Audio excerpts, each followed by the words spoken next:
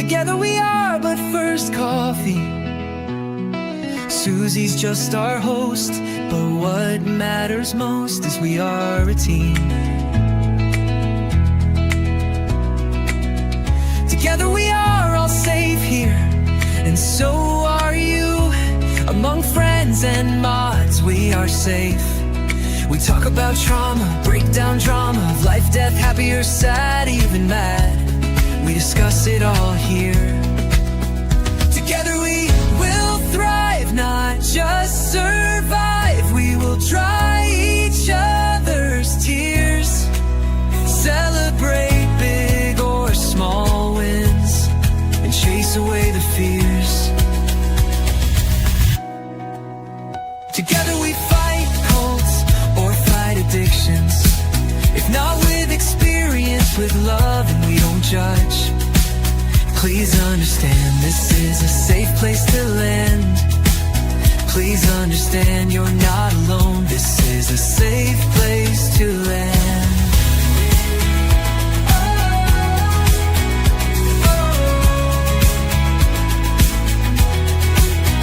Together we thrive, not just survive. We will dry each other's tears, celebrate big or small wins, and chase away the fears. Because we are but first coffee, and Susie welcomes us all here.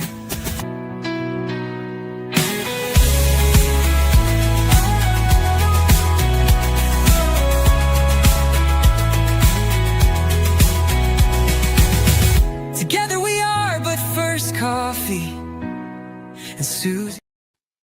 Hey, everybody. Good to see you. Welcome back for Vlogmas 19. Can you believe it? Oh my God. It is like this month is flying by. So I was sorry. I was glancing at the chat. I have a hard time not paying attention to what they're doing in the chat because they're always having so much fun.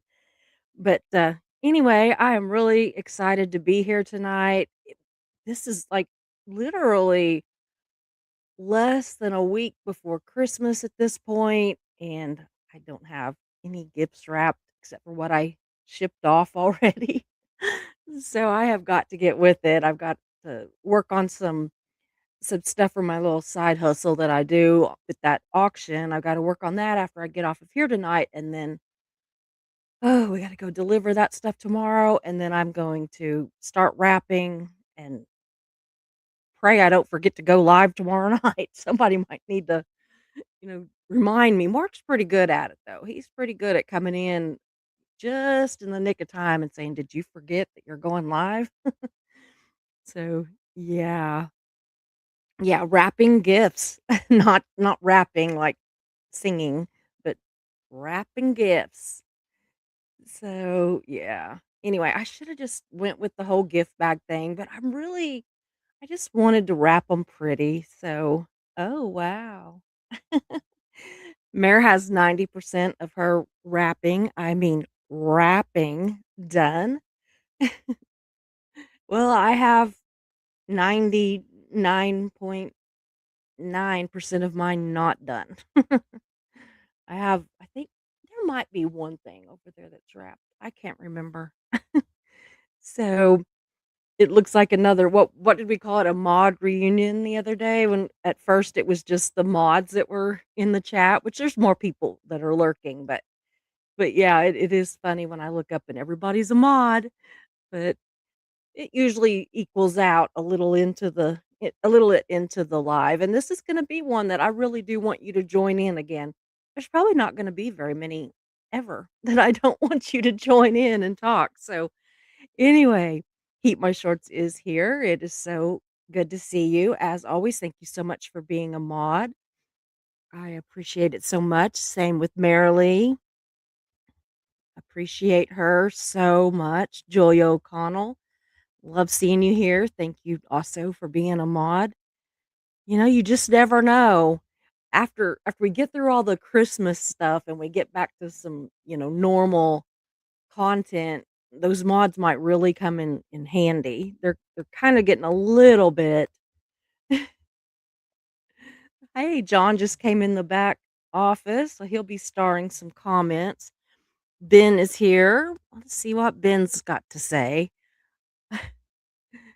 Oh God, why do the old people in the line at the pharmacy? Because the earth is cursed, Ben. Yes. Have you seen the light?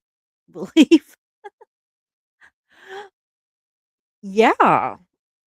I don't really understand what that was all about. So, oh, the song's been stuck in your head all day. Well, that's so cute, Heat. I like that. It gets stuck in my head too, but lately I've had like Christmas songs stuck in my head, but and not even the ones I like. If y'all remember, we did a live on, songs that we love and songs that we hate and all that, and I said I don't like that song, I Want a Hippopotamus for Christmas, and I have been singing that song for days now. So, I hope it gets stuck in all of your heads too. Jersey Jan is here. Thank you so much for being a mod. She has had her wrench for probably a week. It has not disappeared, y'all. Ben, even though I tease you, I do appreciate you being here as well and for being a mod. Yeah. Oh, wow. Uh, Julia says it has dropped 20 degrees so far. Yeah, it's got really cold here too, all of a sudden. It's going to be, I think Mark said around 52 tomorrow. And I know the rest of you are going, Susie, that's not real cold. But we were just in the 70s. Okay. So, yeah, it is. It's going by too fast, Julia. It truly is. Yep. Yep. The secret cloth bags. I know it. I need to, you know what I need to do? I need to next year, that needs to be one of my goals that I try to meet. I don't say, resolutions, but I do have goals. But anyway, I need to get my sewing machine out and just start making a bunch of cloth bags of all sizes, so I would be all ready for next year. It'd be cute. Mhm.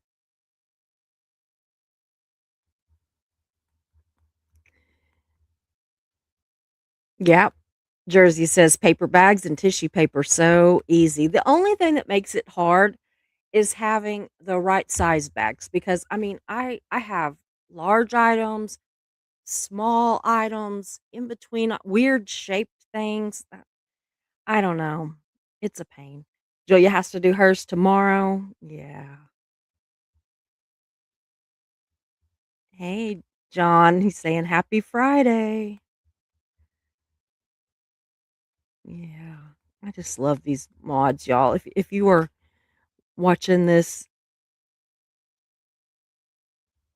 I don't know what you're thanking me for. Did you get your Christmas gift? It might be that, Ben.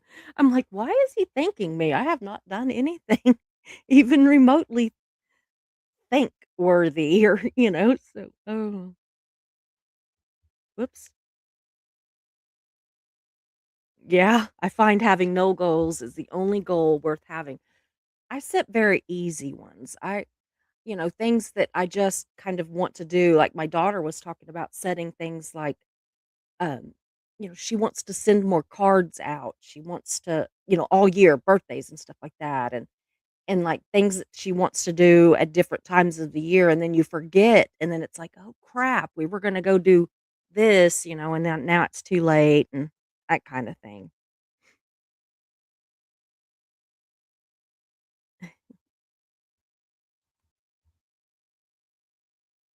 Mm, let's see here. Oh, just for being you. Thanks, John. Aw, you guys are so sweet.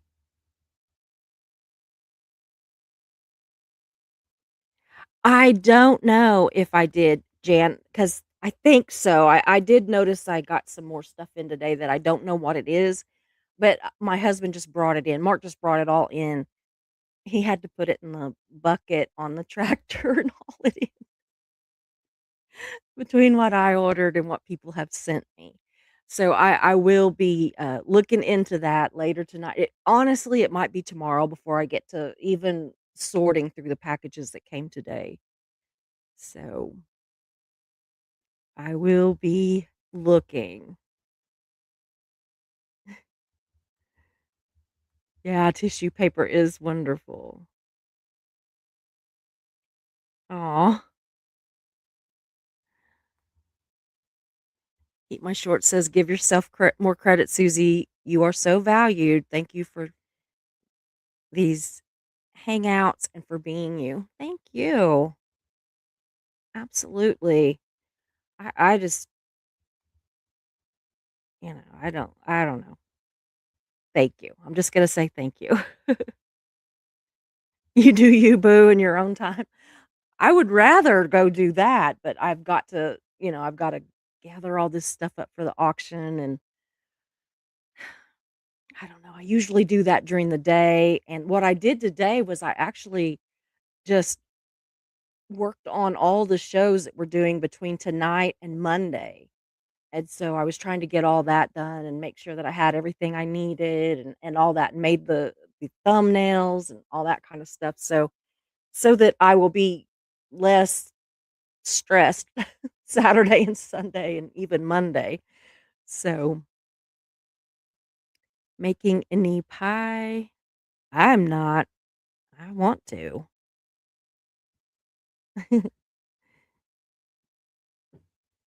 A bacon pie.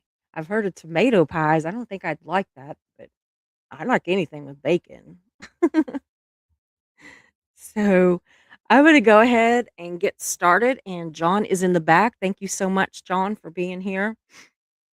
You're always welcome to come on screen if you want to. You know that, or you can stay back there hid in the corner and, and star comments, whatever you want to do. So anyway, I do want to welcome everyone. And tonight we're going to kind of dig into the weird, wild, and absolutely wonderful history behind some of our favorite Christmas traditions. And I'm kind of calling this Mythmas, kind of like we got Vlogmas. Well, now we got Mythmas. That's kind of hard to say, but it is kind of how I used to talk before I took a lot of speech therapy. Mythmas. So, I will say this, y'all, a little spoiler. Some of you all have been hanging pagan plants on your doors and not even knowing it. So, I know. I'm like, I wonder if some of my Baptist preachers know some of the information I'm gonna go over tonight, because they might rethink things a little bit. And it also made me, like, understand a couple of things that I had kind of wondered about. So we're gonna just look into a few of the traditions. So y'all grab a seat and join in the chat, please. Let's talk traditions, history, the meanings of some of this stuff. And anyway, so I will tell you this, that researching this live, I kind of fell back in love with the whole Santa Claus thing. But I mean, more the old-timey Santa Claus, the original Santa Claus. And so, anyway, I knew that, Santa was a real man, but I confess that, sans the elf workforce and the flying reindeer, I kind of assumed that the cartoon version of his origin was at least a little bit right. But, you know, not really. But the truth is that the real story is, yeah, less cute, but absolutely more meaningful, and really kind of helped me get a little bit more. I had just said yesterday that I'm having a harder time this year, strangely, than ever, like, not remembering about the religious side of Christmas, or, the whole Jesus is the reason for the season kind of thing, but just I just think that it has to do with my whole disconnect from, organized religion and stuff. But anyway, so when I was going over all this stuff today, it really it kind of made me feel more in touch with my religious side of the holiday, and thus made me more excited about the holiday because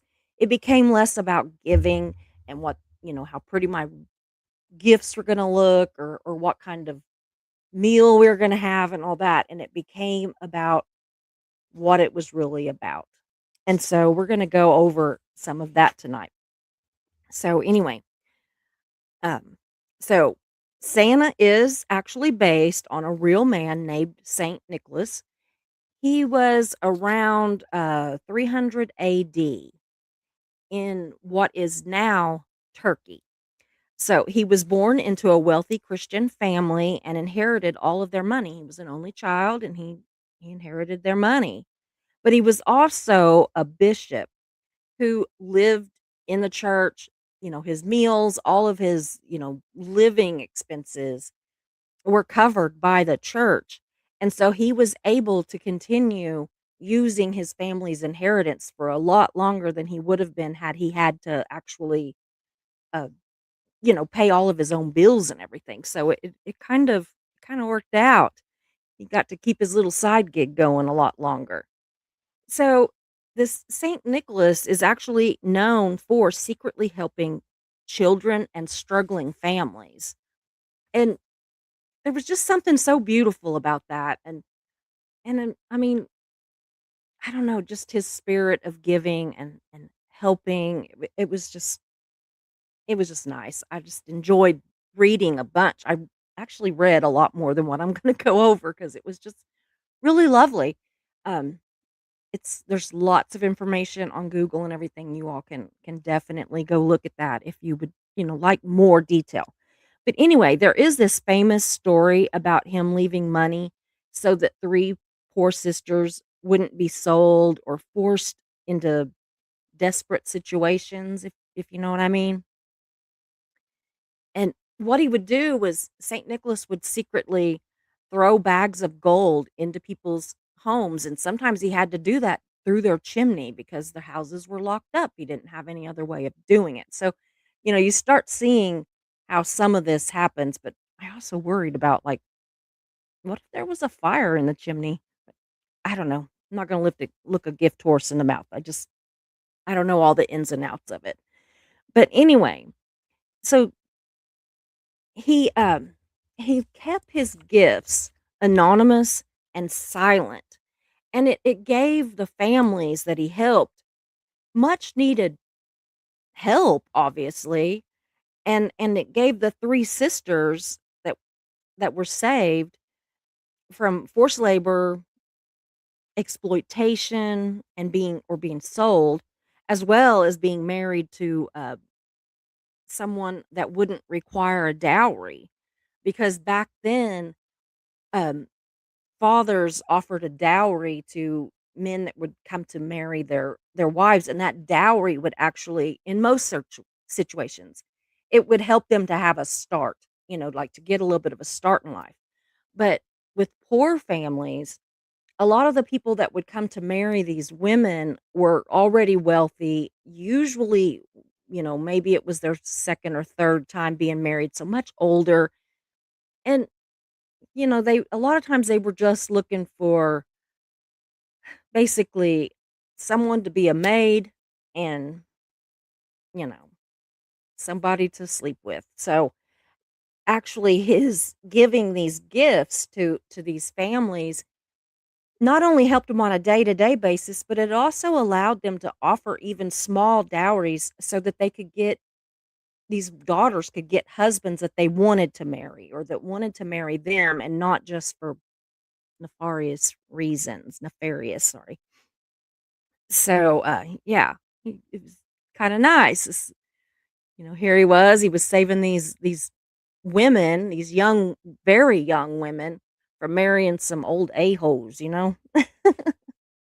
So, anyway, and Saint Nicholas, he believed that true charity should be silent with no praise, and that it would be giving dignity and safety and choices. It wasn't just about just giving, and they could go buy a new dress or they could go do this or that. I mean, if they needed one, yeah, but it wasn't just about giving frivolously. It was about really making it where they could have dignity and safety and, again, choices.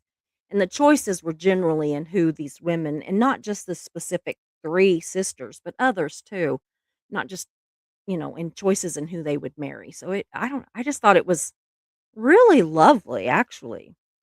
So, how did he become known as Santa Claus, right? So his kindness stories, they spread all across Europe, and in the Netherlands, they started calling him uh Sinterklaas. So, and then the immigrants brought the stories to America, and over time it turned into a whole red suit, sleigh, reindeer, the North Pole, all that kind of stuff. But it really wasn't to begin with. It was just about this kind, generous man wanting to help people. And wouldn't you know it, they brought it over to America and we had to F it up, y'all. Really. So, anyway, but y'all know me. I really did. I just needed to know more. So, I do have some slides that I want to show you, and then I'll, go on from there. But anyway, so the first one is the history of Santa Claus, and we've kind of gone over some of this. I'm going to shut this thing off for just a minute. Sorry. But anyway, I want to go over it again. So, first of all, it was St. Nicholas in the 300s AD. He was a real person, he was a wealthy bishop, but his wealth came from, um, his family money. He didn't get his money from being a bishop.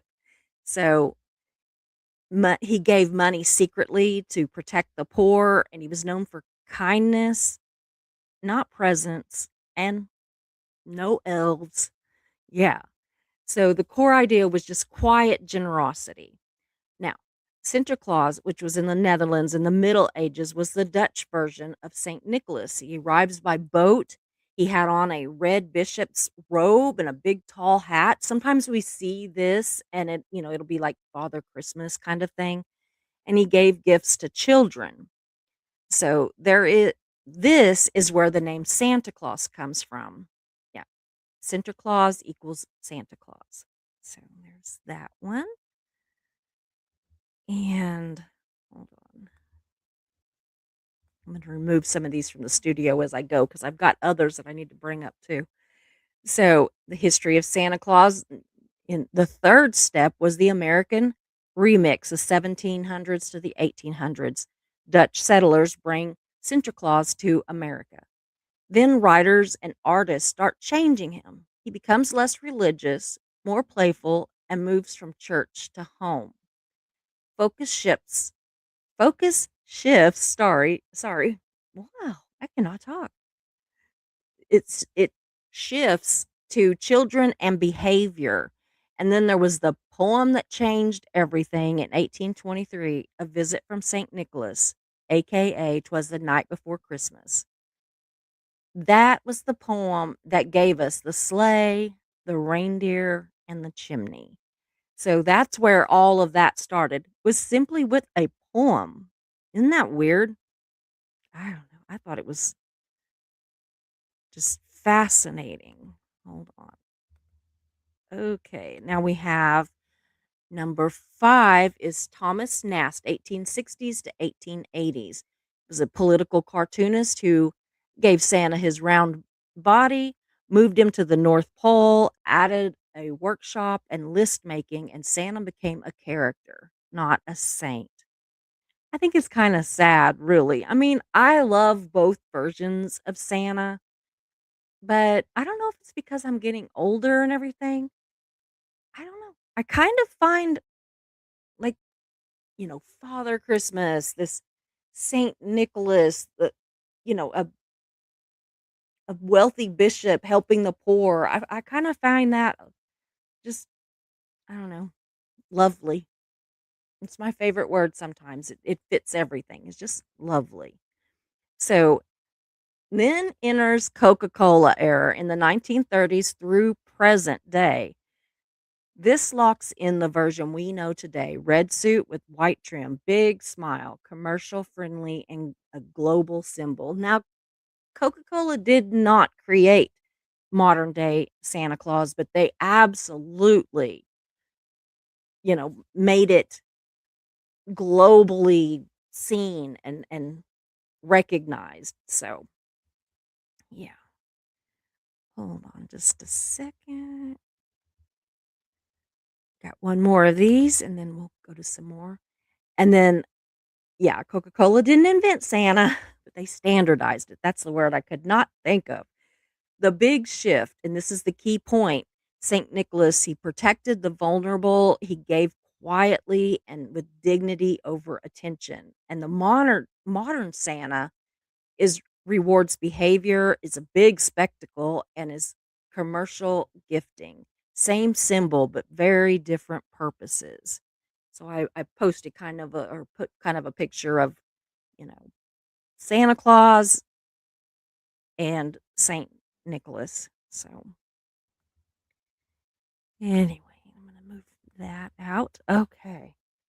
So had you all ever heard the story, the true story of Saint Nicholas? I mean, I had heard, variations on it. I had heard that it was, Saint Nicholas, but I had not ever heard the story of the the poor sister, the 3 poor sisters that he helped. I had not really heard how the timeline of how it progressed from Saint Nicholas to what we see now, and I'm just wondering, yeah, Coca-Cola changed everything, didn't it, Joya? Yeah, it sure did. Hey, Indigo, good to see you. Seems like we were just here last night, doesn't it, Indigo? We was talking just last night. So, anyway, so let me see where I was at. Try to keep my notes in order. So, what I'm kind of wondering is, do you all wish that the true version of it, the truth about who Saint Nicholas was, or at least a closer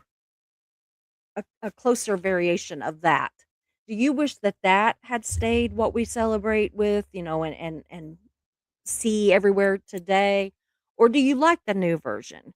Because I like them both. I'm not like all for one and all against the other. I like both, but I wish that the older version was taught more, because I guarantee that, you know, kids don't know the old version, because if we went and told them the older version, then it takes away from what they believe now, right? So, that's fine. Steve, go ahead. Go call your niece. Yeah, Ben, I agree. I think that the older one is more, it is more uplifting. It just means more, It just means it makes Christmas mean more. And I mean, not even that we'd be celebrating that man, but that we would just be celebrating that kind of actions, the whole, you know, just I don't know. I just think that it's neat. So, anyway, a popular legend says Norman knights brought St. Nick's bones to Ireland, burying them at Jerpoint Jerpoint Abbey, where a tomb effigy still exists, linking Ireland to the saint. I had always wondered about that. I had heard that there was like a link, but I wasn't sure. I had heard that, and I'm just saying what I heard, could be totally not right. And I have not got to that part, got that far as, but I had heard that he was Irish, but that like Oh, my nose is itching, and I took my allergy medicine. I don't know if it was that he didn't know it or there was some kind of reason why he didn't claim his Irish roots or something, but I can't remember. That's another thing. You can bet I will be looking into it.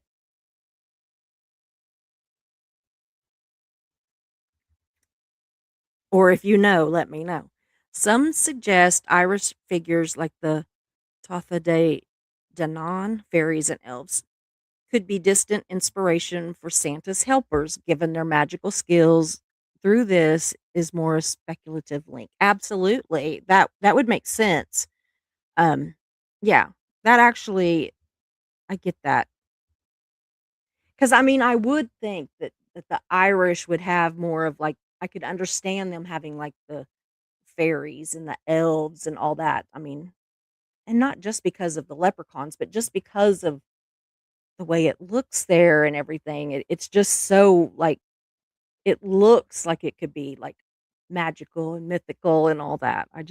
I want to go to Ireland so bad.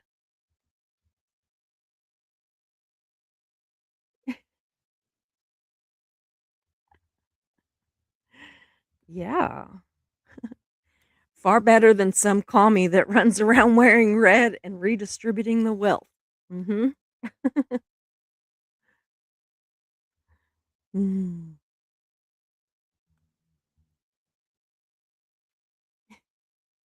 Calling people lady of the evening. Yeah. Yeah, Julia, I agree. I like that he quietly gave. I don't like content creators giving for clout. Yeah. Yeah. Absolutely. I don't either.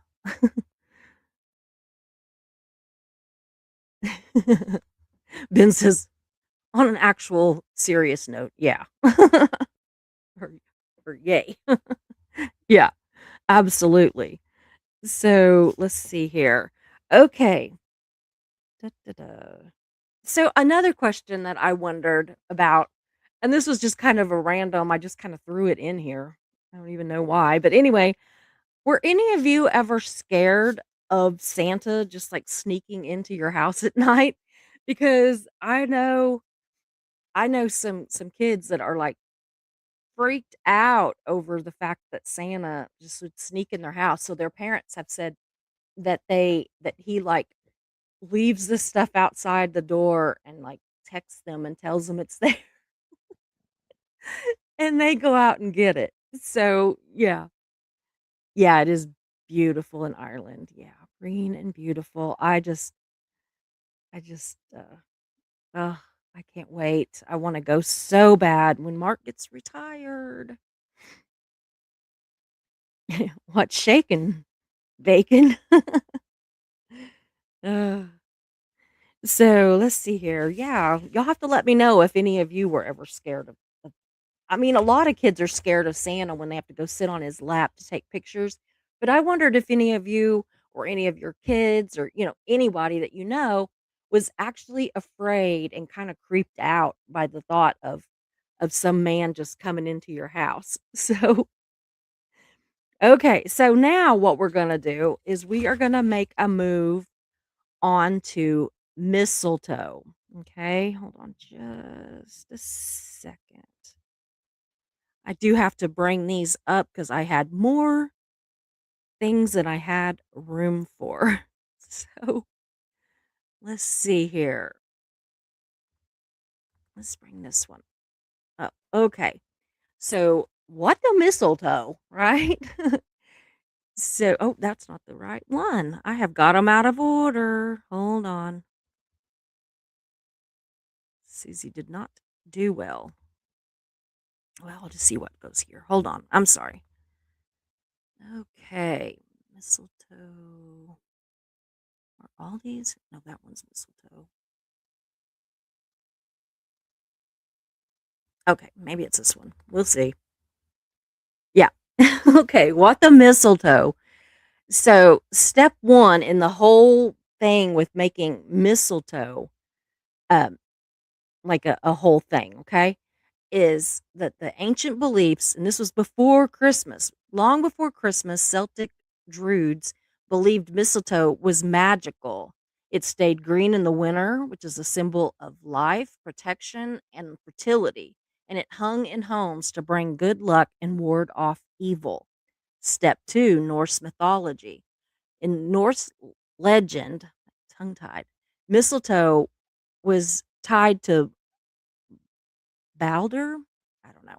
A god of light. After tragedy, mistletoe became a symbol of love, peace, and forgiveness. Anyone passing under it was met with kindness and often a kiss. So that planted the seed, pun intended, for kissing under the mistletoe. Let's see, I'm going to remove that one. Add the one that I got first. Okay. And then step three was Christianity absorbs a symbol. Early Christians, I cannot talk. Early Christians often adapted pagan winter traditions. Mistletoe fit perfectly. Green during the winter, a symbol of hope and renewal. It quietly came part of Christmas decorations without official church rules. So, step four was Victorian England in the 1800s. This is where the modern Christmas tradition forms.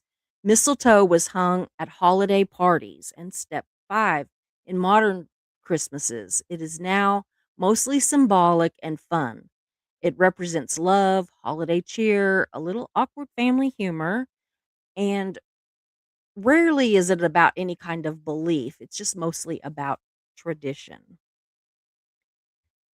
So let's move that one. Now, a little side note that until 2004, it was widely believed that mistletoe, and actually it still is widely believed, but it was widely believed that mistletoe was the state flower of Oklahoma, but that's not really true. It was actually an unnamed rose, which was since named the the Oklahoma rose in 2004. And so until then, a lot of people for some reason thought it was mistletoe and they got it mistaken with this rose. But I've seen mistletoe and I've seen the rose, and I don't know how it ever got mistaken. But whenever I moved here, everybody I knew kept telling me it was mistletoe. And I'm like, okay, whatever. So there you go. So another interesting tidbit was because the plant was associated with pagan practices, early Christian churches banned its use and encouraged holly instead. So that's how holly got to be associated with Christmas. And I know to this day that a lot of the churches that I've been in will not allow mistletoe in the church. They use holly. They'll even this doesn't make sense, y'all, but they'll call it mistletoe, but it's holly because they won't allow mistletoe in there. So, anyway, the mistletoe kissing tradition was used at weddings and to promote fertility and all that was it was all very, considered very pagan though. And it blends today, it blends ancient pagan fertility rituals, Nor, Norse mythology, and Victorian era customs, evolving from mistletoe's symbol of love and life to a festive holiday game. And by the way, it's actually poison. So, yeah, don't be eating those little berries. There used to be this thing though that because it's got like little berries on it. And so they would hang it up, and as long as there were berries on it, anybody that stood under it was supposed to kiss. But the berries would fall off, and when all of the berries fell off, there was no more kissing. I could think of so many ways to go with that, but I won't. Okay. Now, the last of my slides that I have are about the origin of the Christmas tree. Because I really did wonder Where did that whole thing come from? So let's see here. Hopefully, I get these in order because, nope, that's not the right one. I got them in the exact back opposite way. So let's see here. I'm gonna, ugh, okay. Goodness, Susie, I worked hard to get those in order too, to end up getting them in the wrong order. So we're gonna try it this way and see. Yeah. Okay. Oh, Christmas tree, right? So, a simple origin of the Christmas tree. In ancient roots, long before Christmas, people in Europe used evergreen branches during winter to symbolize life, hope, and protection when everything else looked dead. I get that because even just living here in Oklahoma, everything will look so dead and just kind of barren and cold in the winter, and then we have cedar trees, and they stay green all year. They're a terrible fire hazard, but they do stay green all year. So I kind of get that. So the Christian meaning in medieval Europe was evergreens were linked to Christianity as a symbol of eternal life through Jesus. Germany in the 1500s, the first true decorated Christmas trees appeared in Germany. Families brought whole trees indoors and decorated them with candies, apples, and handmade ornaments, and it spread across Europe and beyond. German immigrants brought the tradition to other countries, and it was popularized in England and America in the 1840s. Queen Victoria and Prince Albert, who was German, were pictured with a Christmas tree, making it fashionable in England and soon after in the US. In short, the Christmas tree comes from ancient winter traditions, and it was shaped by German Christian customs and became a modern Christian staple thanks to royal influence and immigration or migration, whichever. Okay, so let's get the next one.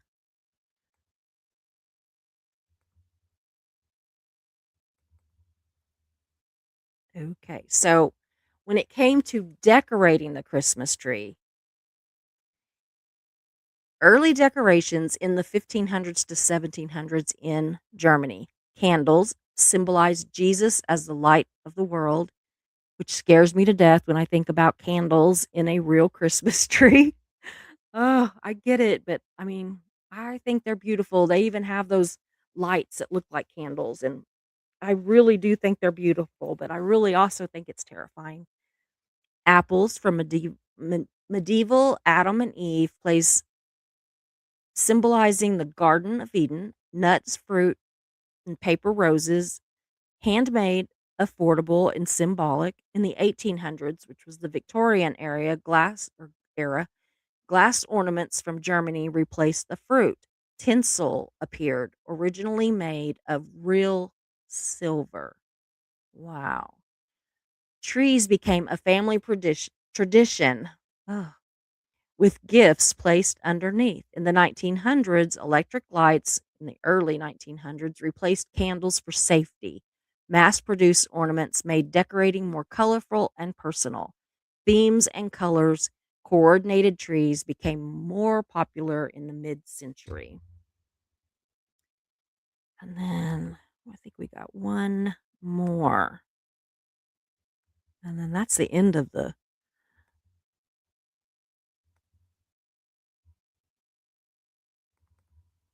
I think, yeah, this was the last of the slides. So, okay, so when did fake or artificial Christmas trees become popular? In the late 1800s, first artificial trees were made in Germany from dyed goose feathers, created to prevent deforestation and reduce the fire risk.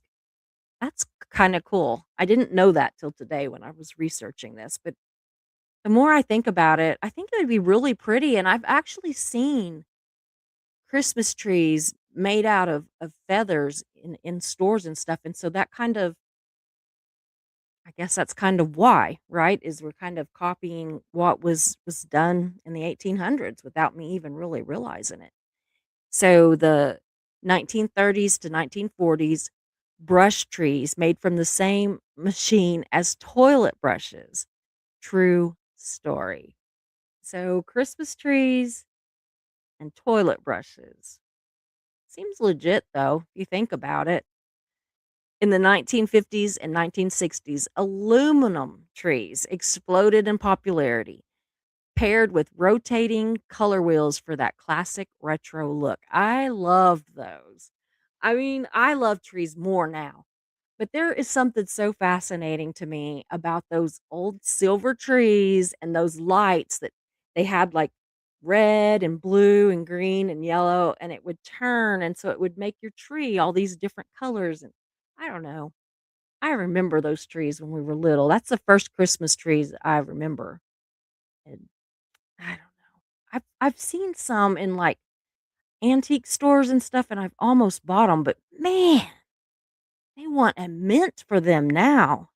Ugh.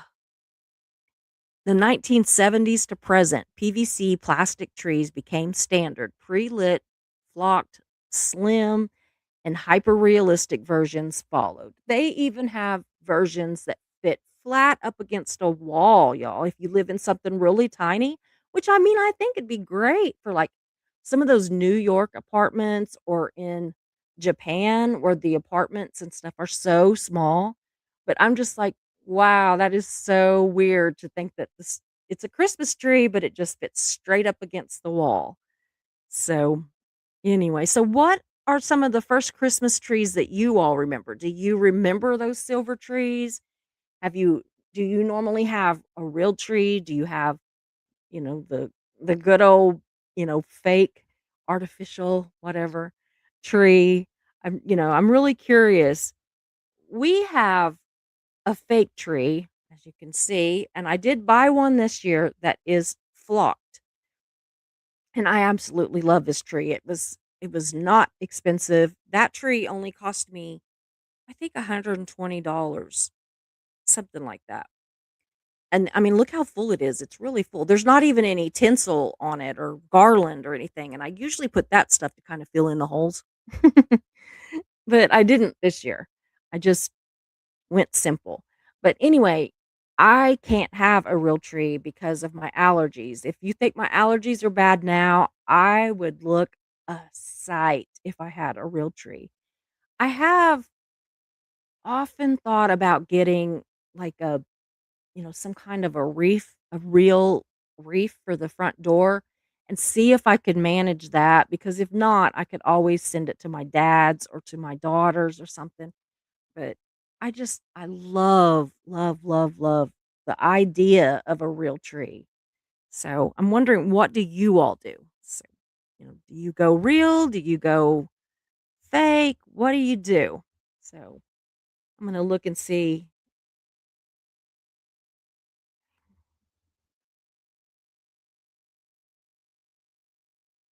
Hmm.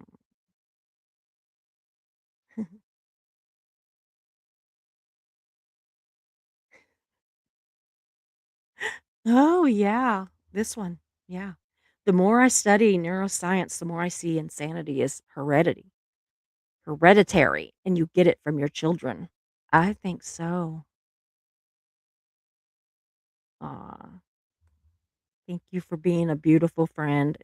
Joy is so sweet. So let's see here. I'm gonna get back to the regular comments and see if any of y'all are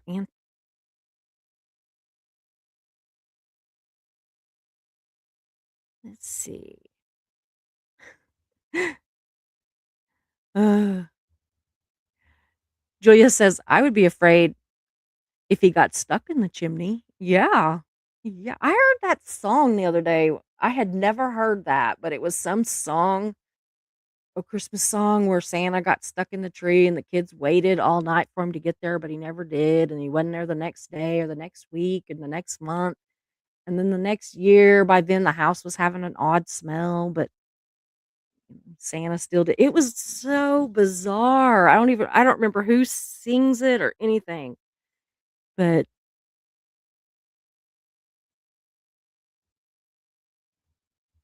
hold on. I am actually hitting the right button, I think. Yeah, hang on your door in hopes to keep away the bad spirits. Mhm. A lot of people were very, against, like, reefs and all of that because they considered it very pagan, so that's so sweet, Steve, that you called your niece on her birthday. That is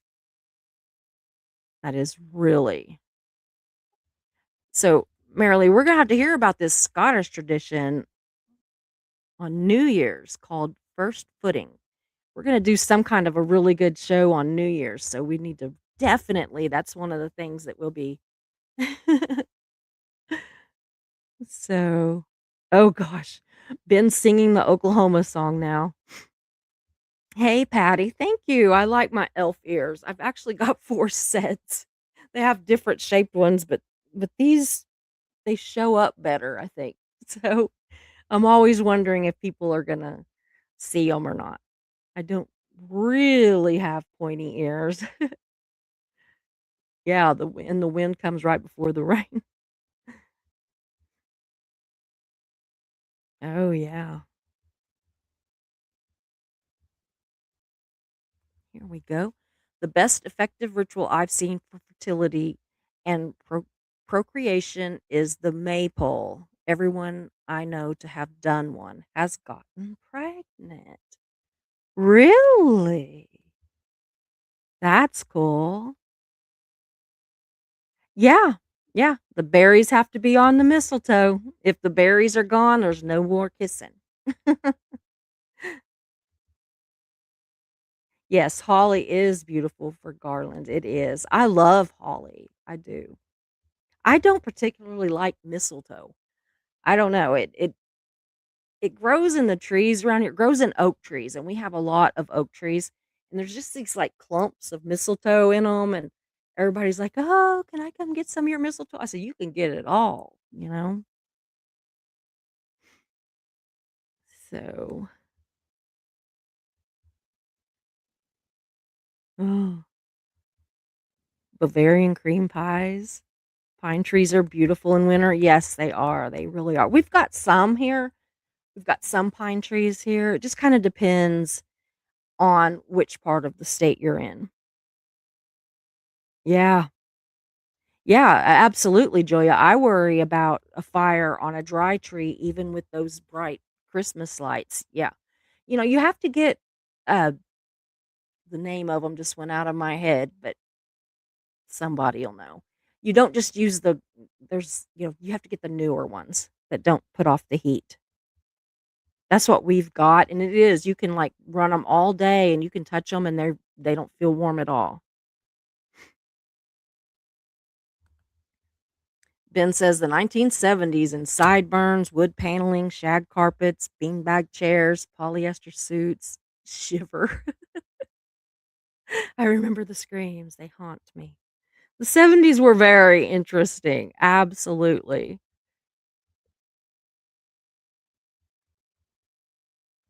So he says that we usually always get real trees from the forest growing up. Now my mom has allergies and a fake tree. I don't do a tree at home.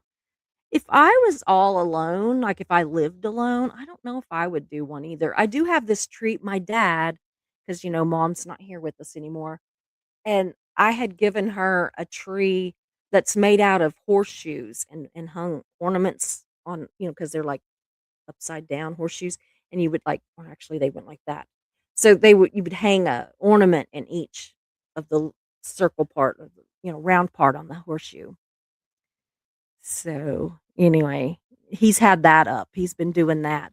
But he's not doing like the big tree and all the Christmas decorations and stuff. And I get it. I don't know that I would. I've got one of those trees too. I got mom and I one of those horseshoe trees. So if I was all alone, it might just be that. But anyway, Or if it was just Mark and I and the grandkids weren't always coming over.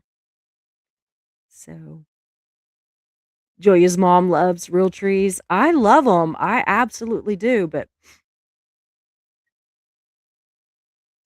yeah. Indigo says, "Personally for me, I'm saving up for an artificial tree so I can reuse it." Fake trees, about 3 foot tall, take it down fully decorated and shove it in the closet.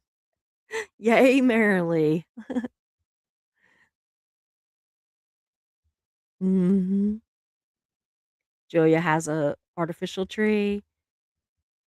Yeah, Patty's highly allergic to pine pollen or whatever it is. Yeah, me too.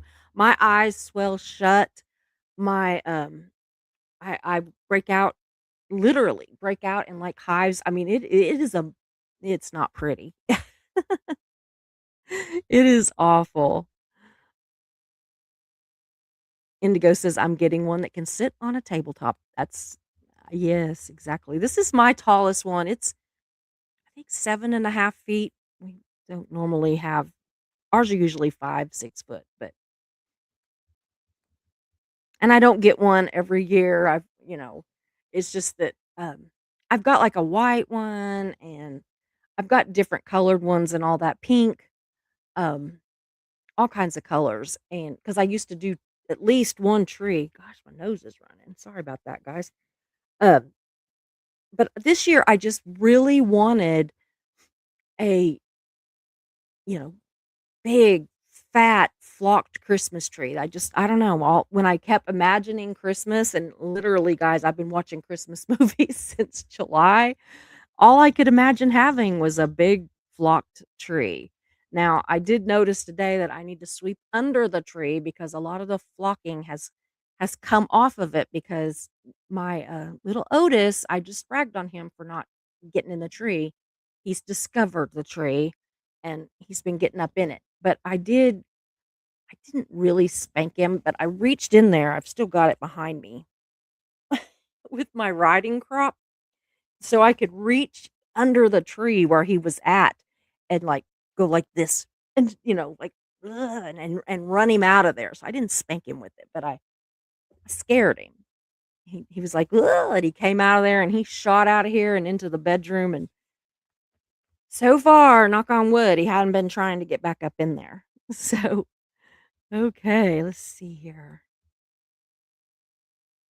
Yeah, a horse tree or a horseshoe tree. It is really neat. I'll have to take some pictures of it and show you guys. Yeah. Okay. So the last thing that I'm going to talk about just a little bit are, what about Yule logs or caroling or all the other like traditions? Do any of y'all take place in caroling? Do you take part in caroling? Do any of you go caroling? Do you live somewhere where carolers come around to you? 1 year, and 1 year only that I know of, the church that I was previously a big part of got a bunch of us together, and we literally went to different, and they went, like, there was more than one group of us. So, like, some of us went this direction, some of us went that direction, and we would actually go to people's houses around here, and we're very rural. And I mean, it was people we knew. We weren't gonna roll up on somebody that we thought we might get shot, because that's very much a possibility. But anyway, we would go up and we would carol at their houses. So one time in my whole 59 years, I've went caroling. Didn't care for it. I think it would be a lot better if I lived in town and we could just walk from house to house and, carol and maybe sing along the way and all that. But to actually, sing a song, get back in the car, drive, get out, sing a song, get back in the car, drive. It was just tiring, especially because it seemed like I was every time we got back in the car, I ended up in a middle seat. So I didn't like it very much. So, so I was one thing I really didn't know a whole lot about was Yule logs, and I kinda wondered, about Yule logs. Do any of you all, make Yule logs? The actual origin of them predates Christian Europe, and it was just literally a huge log that the family would burn, usually in the Norse or Germanic people, they would burn it to stay warm ac in the winter, right?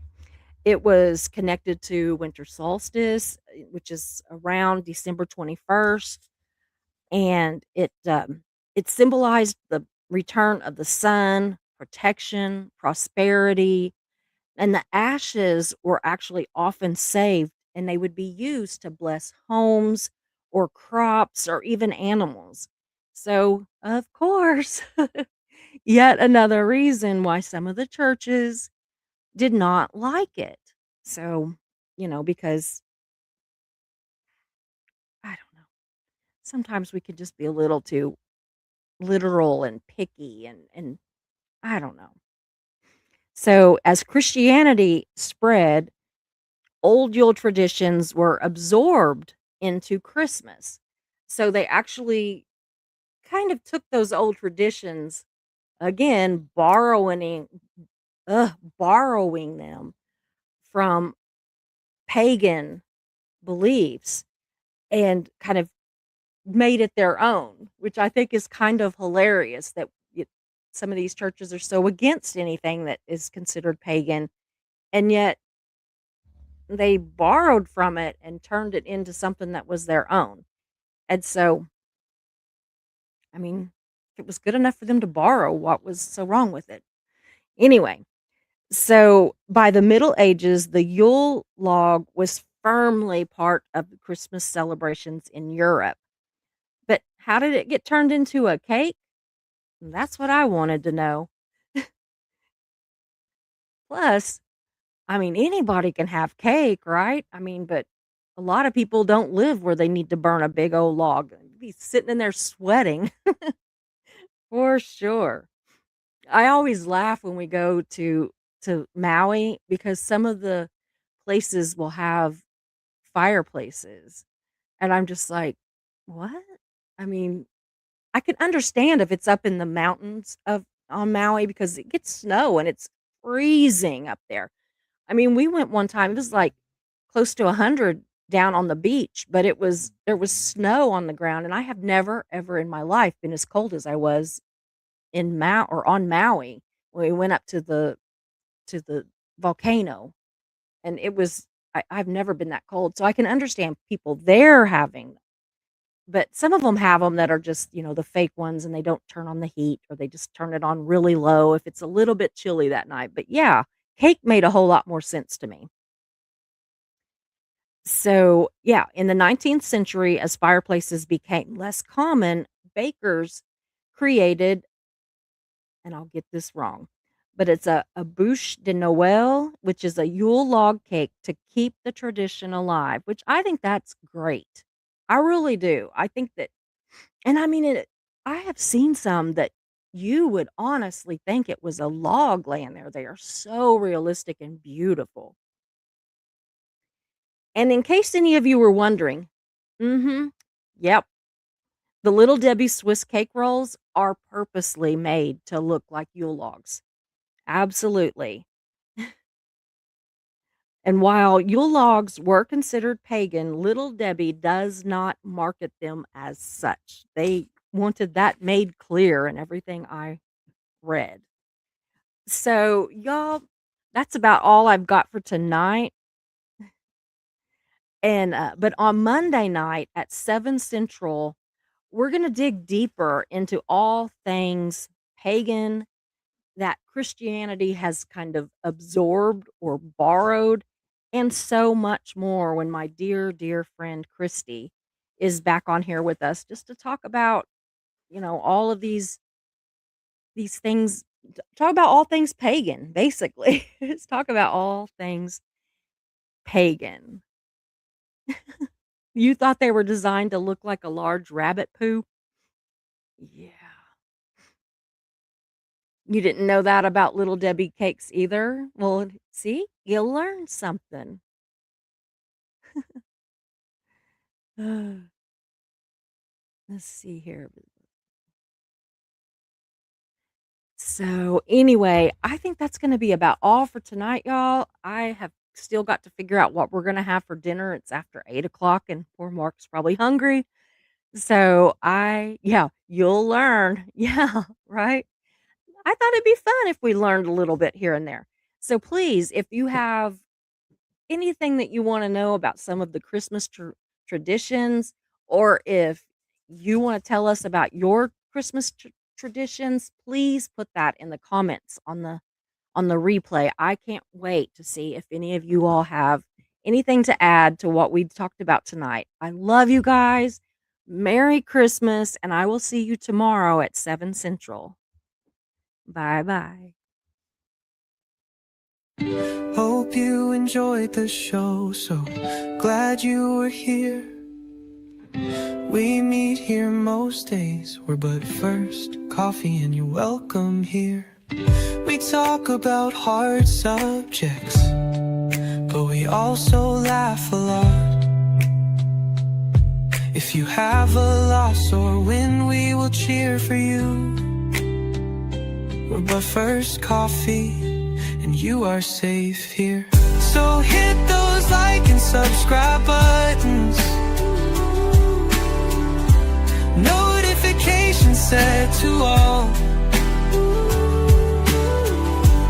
You don't wanna miss a show, because this is your home to y'all.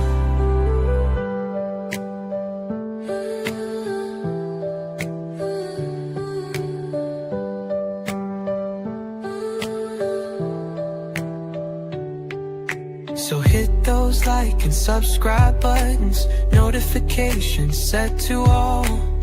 You don't wanna miss a show, because this is your home to y'all. So hit those like and subscribe buttons,